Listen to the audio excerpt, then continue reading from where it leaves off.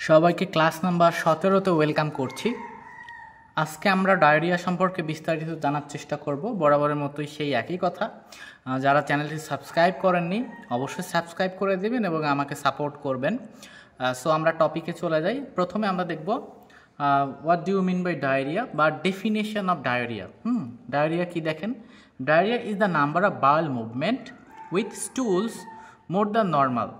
অর্থাৎ আমার bowel movement হবে স্টুল, অর্থাৎ আমরা তো জানি মল যেটা সেটা নর্মাল কত, নর্মাল 100 থেকে 200 ml পার আওয়ার প্রত্যেক ঘন্টায়, এটা হচ্ছে normal. With the form of liquid or semi liquid ফিকাস, ফিকাস বা স্টুল একই। ক্যান অলসো বি অ্যাকম্পেইন্ড অর্থাৎ ক্যারেক্টারাইজড বাই, যেটা ক্যারেক্টারাইজড বাই অ্যাকম্পেইন্ড, ঠিক আছে একই কথা। ইনক্রিজ ফ্রিকুয়েন্সি অর্থাৎ ঘন ঘন কি ডিফিকেশন, অর্থাৎ বারবার তার যাওয়া লাগবে সেটা। এখন আমার ওয়ার্ল্ড হেলথ অর্গানাইজেশনের যেটা, আমি এটাই প্রেফার করব আপনাদের।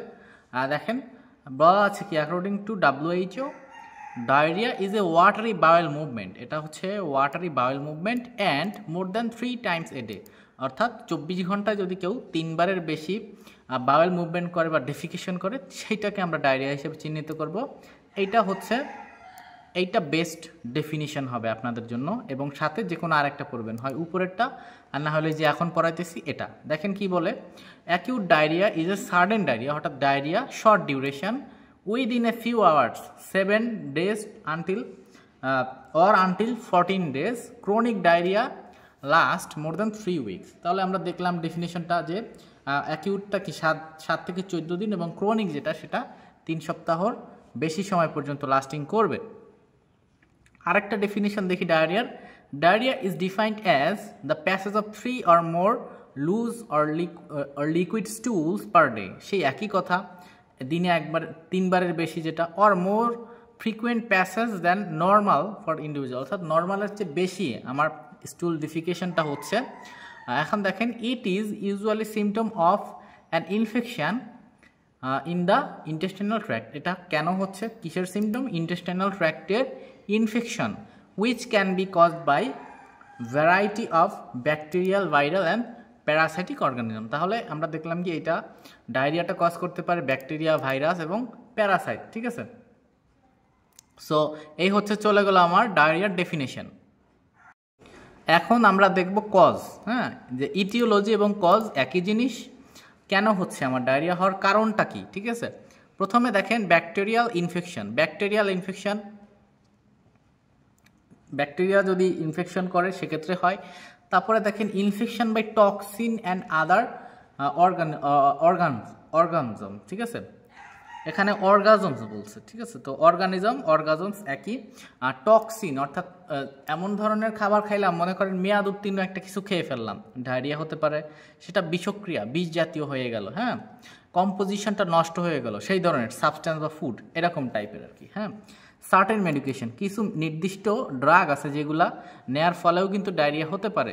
এরপরে ইটিং আনহেলদি ফুড, অতিরিক্ত তৈলাক্ত, ভাজা পোড়া, অস্বাস্থ্যকর পরিবেশে তৈরি করা খাবার দাবার যদি খাওয়া হয় তাহলেও কিন্তু ডায়রিয়া হতে পারে। এখন দেখেন রেডিয়েশন থেরাপি যারা নেয় তাদেরও কিন্তু ডায়রিয়া হতে পারে, এটা কমপ্লিকেশন হিসেবে কাজ করে রেডিয়েশন থেরাপি, ঠিক আছে। সো দেখেন allergies to certain food item, কিছু নির্দিষ্ট ফুড আইটেম আছে সেগুলো থেকেও হতে পারে। কিছু প্যারাসাইট এবং ভাইরাসের কথা বলছে, দেখেন যেমন মোস্ট ইম্পর্টেন্ট যেটা করে সেটা হচ্ছে ইকোলাই, ঠিক আছে। Most common cause of diarrhoea যদি থাকে MCQতে সেটা ইকোলাই। আরেকটা কি ভিব্রিও কলেরা, আরেকটা হচ্ছে অ্যারোমোনাস SP, স্টেফাইলোকক্কাস। আচ্ছা, অ্যানাদার কজ, আরও কি কজ আছে, কেমোথেরাপি তো জানি আমরা, ক্যান্সারের ট্রিটমেন্ট, যেটা ক্যান্সার হলে যে ট্রিটমেন্টটা দেয় সেটাকে আমরা কেমোথেরাপি বলে থাকি। আর এখানে আছে ফিকাল ইম্প্যাকশন, ঠিক আছে। ফিকাল ইম্প্যাকশন এটা হচ্ছে সলিড অর ইমোবিল বাল্ক অফ ফিকাস, ঠিক আছে, যেটা অর্থাৎ আপনার ফিকাসটা হচ্ছে সামনের দিকে মুভ করতেছে না, বা দীর্ঘদিন যাবৎ কনস্টিপেশনের কারণেও এটা হতে পারে, ইম্প্যাকশন এবং আদার কন্ডিশন। সো এই হলো আমার মোটামুটি ডায়রিয়ার কজগুলো আমরা দেখলাম, ঠিক আছে।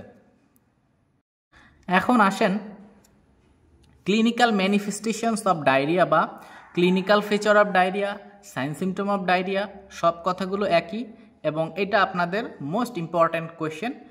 ডেফিনেশন, ক্লিনিক্যাল ফিচার আর ম্যানেজমেন্ট, এই তিনটা আসে এবং কয়েকবার আমরা দেখছি যে পরীক্ষাতে আপনাদের কমপ্লিকেশন আসছে কয়েকবার। সো দেখেন ডায়রিয়া হলে কি হবে, ডিহাইড্রেশন কি, পানি শূন্যতা, এক্সেসিভ ফ্লুইড আমার বের হয়ে যাবে স্টুলের সাথে, তাই না, সেটা। নৌশিয়া, বমি বমি ভাব, ভমিটিং, বমি হওয়া, অ্যাবডোমিনাল পেইন, পেটে ব্যথা, টু স্টমাক ক্র্যাম্পস। এখন ক্র্যাম্প শব্দটার অর্থ হচ্ছে painful involuntary contraction of muscle.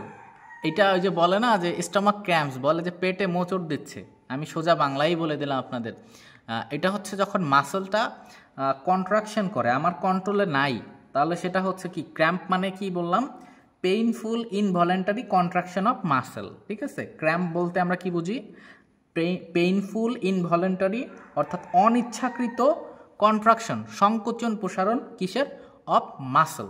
এখানে এটাই যে পেটের মধ্যে মোচড় দিচ্ছে বলে না, সেটা আমি জাস্ট একদম সোজা বাংলায় আপনাদেরটা বলে দিলাম। এরপরে অ্যানোরেক্সিয়া, ক্ষুধা কম লাগবে, ঠিক আছে, খাইতে চাবে না কিছু, এরকম একটা। উইকনেস, উইক হয়ে যাবে। ল্যাথার্জি, ল্যাথার্জি হবে। ফিভার অ্যান্ড চিলস, জ্বর হবে। চিলস অর্থাৎ ঠান্ডা লাগবে, কনকনে ঠান্ডা, হ্যাঁ। ব্লাড ইন স্টুল, আমরা কি দেখবো যে আমার স্টুলের মধ্যে ব্লাডও আমি পাবো, ঠিক আছে, স্টুলের মধ্যে আমি ব্লাডও পাবো কিছু কিছু, মানে সাম কেসেস, সব কেসের না, কিছু, সবগুলাতে না। এখন দেখেন মিউকাস ইন স্টুল, মিউকাস বলতে তো আমরা বুঝি যে সাদা সাদা যে ইয়াগুলা সাবস্ট্যান্সটা, সেটা হচ্ছে মিউকাস, ঠিক আছে। স্টুলের মধ্যে আমরা দেখব যে মিউকাস প্রেজেন্ট থাকবে। আর্জেন্ট নিড টু পাস স্টুল, অর্থাৎ মানে দ্রুত যাওয়া লাগবে তার স্টুল পাস করার জন্য, সেটা। ওয়েট লস, ওজনও কমে যেতে পারে, এটা হচ্ছে আপনার ক্রনিক ডায়রিয়ার ক্ষেত্রে বেশি হয়। সো এটা একটা ক্লিনিক্যাল ফিচার। এবং 13 নম্বরে ডেফিকেশন, অর্থাৎ আপনার যে ডেফিকেশন অর্থাৎ আপনার যে যাওয়া লাগতেছে, যে defecation increase with increasing fluid contained in ফিকাস, আপনার এটা বাড়ে কি, আমি ফ্লুইড কন্টেন্টটা বেড়ে যাবে ফিকাসে, স্টুলে, ঠিক আছে। দেখেন ল্যাক অফ ফ্লুইড কজেস, যদি আমার তো বডি থেকে ফ্লুইড বের হয়ে যাচ্ছে, তাই না, স্টুলের সাথে, তখন কি হবে, পেশেন্ট ফিলস হাস্টি, তৃষ্ণার্ত বোধ করবে, টাং ড্রাই, তার জিব্বাটা কি শুকায় যাবে, and decrease skin elasticity, skin ইলাস্টিসিটিটা কমে যাবে। এটা কেমন, আমি হচ্ছে যেমন যদি আমার স্কিনটা এখানে চাপ দিয়ে ছেড়ে দিই, চলে গেল জায়গা মতো, ইলাস্টিসিটি হলো এইটা, যে চাপ দিয়ে ইলাস্টিক মানে রাবারের মতো, হ্যাঁ, এরকম আমি চাপ দিলাম চলে গেল। কিন্তু এই ডায়রিয়া স্কিন ইলাস্টিসিটি কমে যায়, দেখা যায় আমি এরকম ধরলাম ছেড়ে দিলাম, তারপরেও দেখলাম যে এরকমই থেকে যাচ্ছে, সেইটা হলো আমার কমে যাওয়া স্কিন ইলাস্টিসিটিটা, ঠিক আছে। আচ্ছা, হাইপোভলিমিক কজ, অর্থাৎ আমার বডিতে ফ্লুইড ভলিউমটা কম, সেই জন্য কি কি হবে, কজ, এই কারণে কি হবে, র্যাপিড পালস, আমার যে পালস রেট সেটা বাড়বে। ডিক্রিজ ব্লাড প্রেশার, আমার যে ব্লাড প্রেশার সেটা কমবে। নার্ভাস, সেই পেশেন্ট মানে উদ্বিগ্ন হয়ে যাবে, ভয় পাবে, নার্ভাস ফিল করবে। পেল, ফ্যাকাশে হয়ে যাবে সে, তার skin, mucus membrane. Cyanosis, cyanosis হচ্ছে কি, মিউকাস মেমব্রেনটা আপনার ইয়া হয়ে যাবে, নীল হয়ে যাবে, ঠিক আছে, অক্সিজেনের অভাবে টিস্যুতে যখন পর্যাপ্ত পরিমাণে অক্সিজেন পৌঁছাবে না, তখন আমরা সেটাকে বলবো cyanosis, lack of oxygen. So আমার এই 15টা ক্লিনিক্যাল ফিচার মনে রাখলেই হবে। আপনারা 15টা পড়বেন, দেখা যাচ্ছে সপ্তাহের মনে থাকবে না, 15টার মধ্যে যদি 10টা লিখতে পারেন, তাও কিন্তু মোটামুটি আপনি প্রায় ফুল মার্কসই আপনি পাবেন। সো এটা হচ্ছে চলে গেল আমার ক্লিনিক্যাল ফিচার বা সাইন সিমটম অফ ডায়রিয়া। এখন আমার দেখেন যে ডায়রিয়া পেশেন্টকে আমি কিভাবে ম্যানেজ করব। প্রথমে আছে হচ্ছে আমার মেডিকেল ম্যানেজমেন্ট প্রথমটুক, এবং নিচে হচ্ছে নার্সিং ম্যানেজমেন্ট আমরা পড়ব। দেখেন ডায়রিয়া হলে আমার ডিহাইড্রেশন হবে, তাই না, আমরা পড়লাম, সেহেতু তাকে আগে রিহাইড্রেট করতে হবে, অর্থাৎ আমার ফ্লুইড দিয়ে তার পানি শূন্যতা যে হয়েছে ডিহাইড্রেশন, সেটাকে আবার পুনরুদ্ধার করতে হবে, সেটাকে বলতেছি আমরা রিহাইড্রেশন, অর্থাৎ বডিতে ফ্লুইড দিব এবং তাকে রিহাইড্রেট করব, ঠিক আছে, অ্যাজ প্রায়োরিটি ট্রিটমেন্ট। এটা হচ্ছে প্রথম আমার প্রাথমিক ট্রিটমেন্ট, এইটা প্রথম যেটা আমি করব। On acute diarrhoea can be given ORS, or saline, যেটা ওরাল রিহাইড্রেশন সল্ট বা আরএল, ঠিক আছে। এটা হচ্ছে আমার আরএল বলতে বুঝাইছে হচ্ছে রিঙ্গার্স ল্যাকটেট সলিউশন, ঠিক আছে, আইভি ফ্লুইড যেটা রিঙ্গার্স ল্যাকটেট সেটা, অর অ্যান আইসোটনিক কি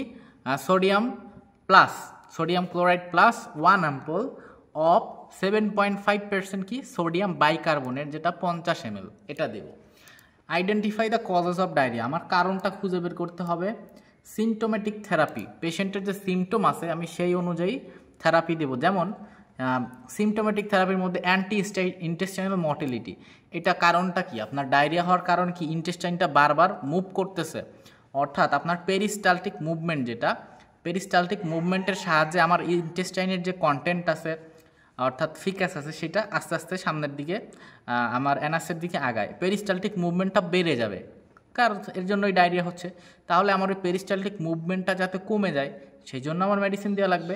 ওইটাকে আমরা বলতেছি অ্যান্টিস্টেনাল মর্টিলিটি, আমার ইন্টেস্টাইনটা বারবার যাতে প্যারাস্টালটিক মুভমেন্টটা যাতে কমে যায় সেজন্য আমি এটা দিব।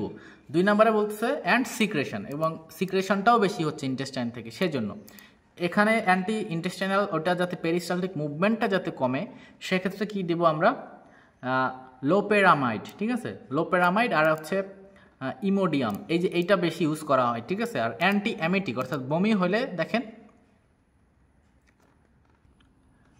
মেটোক্লোপ্যারামাইড, ঠিক আছে, মেটোক্লোপ্যারামাইড আমরা এটা দিয়ে থাকি, অ্যান্টি অ্যামেটিক মেটোক্লোপ্যারামাইড। আমাদের হসপিটালে হচ্ছে অনডানসেট্রন থাকে, আমরা সেটাও দিয়ে থাকি, অনডানসেট্রন, হ্যাঁ, বমিতে কাজ করে সেটাও দেওয়া হয়ে থাকে। ডেফিনেটিভ থেরাপি আমার যেটা দেয়াই লাগবে, কি লাগবে, cotrimoxazole, chloramphenicol, metronidazole, ampicillin, most important metronidazole দিয়ে থাকি আমরা, ঠিক আছে, মেট্রো দেয় আইভিতে আমরা মেট্রো দিই। তো এই হলো আমার মোটামুটি ম্যানেজমেন্ট। এখন আমরা দেখবো হচ্ছে নার্সিং ম্যানেজমেন্ট। দেখেন অ্যাকিউট ডায়রিয়া, সিভিয়ার বা অ্যাকিউট ডায়রিয়ার ক্ষেত্রে কি ম্যানেজমেন্ট, দেখেন measures to control diarrhoea by resting in bed রেস্টে থাকবে patient, eating and drinking low fibre কম খাবে, মানে শাকসবজি তো খাবেই না, ওগুলোতে হাই ফাইবার, তাহলে আরও বেশি হবে, ঠিক আছে। To reduce acute period, limit drinking of caffeine, অর্থাৎ কফি জাতীয় খাবার, কফিতে থাকে ক্যাফেইন, এটা খাওয়া কমাই দিতে হবে। অ্যান্ড বাইকার্বনেট জাতীয় খাবার, যেমন মনে করেন যে কি বলবো, সফট ড্রিঙ্ক যেটা, ওই টাইগার বলেন, পেপসি, এগুলা soft drinks which stimulate intestinal motility, অর্থাৎ এগুলা খাওয়ার কারণে কিন্তু আরও বেশি হতে পারে, ঠিক আছে। পরে দেখেন মেইনটেনিং ফ্লুইড ব্যালেন্স, আমরা ফ্লুইড ব্যালেন্সটা মেইনটেইন করব। Encourage oral rehydration such as water, juice আর ব্রোথ, অর্থাৎ ঝোল জাতীয় এগুলো আমরা তাকে বেশি দিব, যেহেতু তার ফ্লুইডটা কমে গেছে বডিতে, সেজন্য। Reduce anxiety by supporting individual coping, তার অ্যাংজাইটিটা কমাই দিব আমরা, দুশ্চিন্তা যেটা। Peri anal skin care to maintain cleanness and humidity মানে হচ্ছে আপনার আর্দ্রতা। আমার যে পেরিনিয়াল যে স্কিন, অর্থাৎ আমার পেরিনিউম যে এরিয়াটা অ্যানাসের আশপাশ দিয়ে, তারপর জেনিটাল এরিয়া আশপাশ দিয়ে আমি এটা ক্লিন রাখবো, আশপাশের এরিয়াটা ক্লিন রাখবো এবং ওটা শুকনা রাখবো, আর্দ্র রাখবো, ওখানে যেন ভেজা না থাকে আমি সেটা দেখব। 5 নাম্বার দেখেন prevent infections that may ochre and prevent spread of disease through hands, clothing, bedsheet and other object, যে একজনের থেকে আরেকজনে যাতে না ছড়ায়, আমি হ্যান্ড ওয়াশিং করবো, পরিষ্কার পরিচ্ছন্ন রাখবো, কাপড় চোপড়টা ঠিকঠাক করবো, বেডশিটটা ধোয়ার আছে কিনা দেখবো, এই সমস্ত জিনিসপত্র মানে হাইজিন মেনটেন করা যেটা, ওইটা আমরা দেখব। 6 নম্বরে বলে কি monitoring and management potential complication, আমি মনিটর করবো এবং ম্যানেজ করবো যেসব কমপ্লিকেশনগুলো হতে পারে সেগুলা উইথ দ্য এক্সামিনেশন অফ কি এক্সামিনেশন করবো, সিরাম ইলেকট্রোলাইট লেভেল যেটা একটা blood test, vital sign and general condition, আমি এগুলা নিয়মিত চেক আপ করবো, মানে আমি মনিটর করবো এগুলা নিয়মিত, ঠিক আছে। সো আমরা নার্সিং ম্যানেজমেন্টও দেখলাম এবং হচ্ছে মেডিকেল ম্যানেজমেন্ট, নার্সিং ম্যানেজমেন্ট দুইটাই দেখলাম। লাস্ট আমাদের যেটা কমপ্লিকেশন অফ ডায়রিয়া, প্রথমে আসে হচ্ছে আপনার দেখেন প্রথমে আসে হচ্ছে মেটাবলিক অ্যাসিডিওসিস। এটা কেন হয়, আমার ব্লাডে যখন অ্যাসিডের পরিমাণটা বেড়ে যায় তখন সেটাকে বলি মেটাবলিক অ্যাসিডিওসিস। ম্যালনিউট্রিশন, দীর্ঘদিন যাবত যদি ডায়রিয়া হয় সে অপুষ্টিতে ভুগবে, তার যে মানে পর্যাপ্ত যে ফ্লুইড সেটা বের হয়ে যাচ্ছে, এজন্য সে অপুষ্টিতে ভুগবে। ফেইলার টু থ্রাইভ মানে হচ্ছে আপনার গ্রোথ কমে যায়, এটা বাচ্চাদের ক্ষেত্রে হয়, ঠিক আছে, যে গ্রোথ ডেফিসিট বলি আমরা যেটাকে, যে ঠিকঠাক মতো গ্রোথ হয় না বাচ্চার, এগুলো বাচ্চাদের ক্ষেত্রে কমন হয়, যে failure two thrive, growth deficit. Electrolyte imbalance, আমার বডিতে যে ইলেকট্রোলাইট আছে সোডিয়াম, পটাশিয়াম, ক্যালসিয়াম, ক্লোরাইড, এইগুলো যে ইলেকট্রোলাইট আছে এগুলো ইমব্যালেন্স হয়ে যাবে, অর্থাৎ কমে যাবে, ঠিক আছে। দেখেন তার মধ্যে যে একটা আছে আপনার হাইপোক্যালেমিয়া কি, আমার বডিতে যখন পটাশিয়াম লেভেলটা কমে যাবে তখন আমরা সেটাকে বলবো হচ্ছে হাইপোক্যালেমিয়া, ঠিক আছে। সো হাইপোক্যালেমিয়া কি, আমার বডিতে যখন পটাশিয়ামের পরিমাণটা কমে যাবে তখন। এখন বলবেন যে পটাশিয়ামের তো একটা রেঞ্জ আছে যে কতটুক থেকে কতটুক থাকা লাগে, এটা হচ্ছে আপনার 3.5 থেকে 5.2 মিলি ইকুইভ্যালেন্টস পার লিটার। আমার এটা নর্মাল, পারলে লিখে নিতে পারেন আপনারা। হাইপোক্যালেমিয়া কি, পটাশিয়াম লেভেলটা কমে যাবে এবং এটা রেঞ্জ কি আমাদের বডিতে ব্লাডে, সেটা হচ্ছে 3.5 থেকে 5.2 মিলি ইকুইভ্যালেন্টস পার লিটার, সংক্ষেপে বলে হচ্ছে MEQ, তারপরে হচ্ছে /L, এইভাবে দেয়, ঠিক আছে, মিলি ইকুইভ্যালেন্টস পার লিটার। এরপরে দেখেন হাইপোভলিমিক শক, অর্থাৎ আমার বডিতে ফ্লুইড কমে যাচ্ছে, অর্থাৎ ভলিউম কমে যাচ্ছে আমার বডিতে, সেজন্য পেশেন্ট কি শকে চলে যেতে পারে ফ্লুইড ভলিউম কম থাকার কারণে। 9 নম্বরে কার্ডিয়াক অ্যারিথমিয়া, আমাদের হার্ট যেটা, অ্যারিথমিয়া মানে কি, রিদমের অভাব, আমাদের হার্টটা তো একটা নির্দিষ্ট রিদমে চলতেছে, যে লাভ ডাব এইভাবে চলতেছে না, এই রিদমটা আর থাকবে না, মানে ডিস্টার্ব হয়ে যাবে, যে কার্ডিয়াক অর্থাৎ আমার হার্টটা ঠিকঠাক বিট করবে না, অ্যাবনর্মালি বিট করবে সেটা। অ্যাকিউট রেনাল টিউবুলার নেক্রোসিস, কোথাও যদি নেক্রোসিস দেখি তাহলে বুঝবো যে আমরা সেল ডেথ, সেখানে সেল ডেথ হয়ে গেছে, অর্থাৎ আমার যে রেনাল টিউবিউল আছে যেটা কিনা নেফ্রনের একটা পার্ট কিডনির মধ্যে, সেই রেনাল টিউবিউলটা কি, যে সেলগুলো আছে সেগুলো মারা যাবে, এটা হলো আমার, বা এক কথায় আমি রেনাল ফেইলারও লিখে দিতে পারি এখানে, অ্যাকিউট রেনাল টিউবুলার নেক্রোসিস না লিখে অ্যাকিউট রেনাল ফেইলার এটাও আমি লিখে দিতে পারি। সো এই হচ্ছে আমাদের চলে গেল ডায়রিয়ার সব কিছু মোটামুটি। সো আশা করি আপনারা বুঝতে পারছেন, এবং চ্যানেলটা সাবস্ক্রাইব করার রিকোয়েস্ট আবারও থাকবে, এবং আপনার বন্ধু বান্ধব যারা আছে যারা ক্লাস করতে চায় আপনারা তাদেরকে ক্লাসগুলো শেয়ার করে দিবেন, তারা যত নিয়মিত আমার ইউটিউব চ্যানেল বিডি নার্সিং সলিউশনে ক্লাস করতে পারে। সো পরবর্তী ক্লাস পর্যন্ত সবাই ভালো থাকবেন।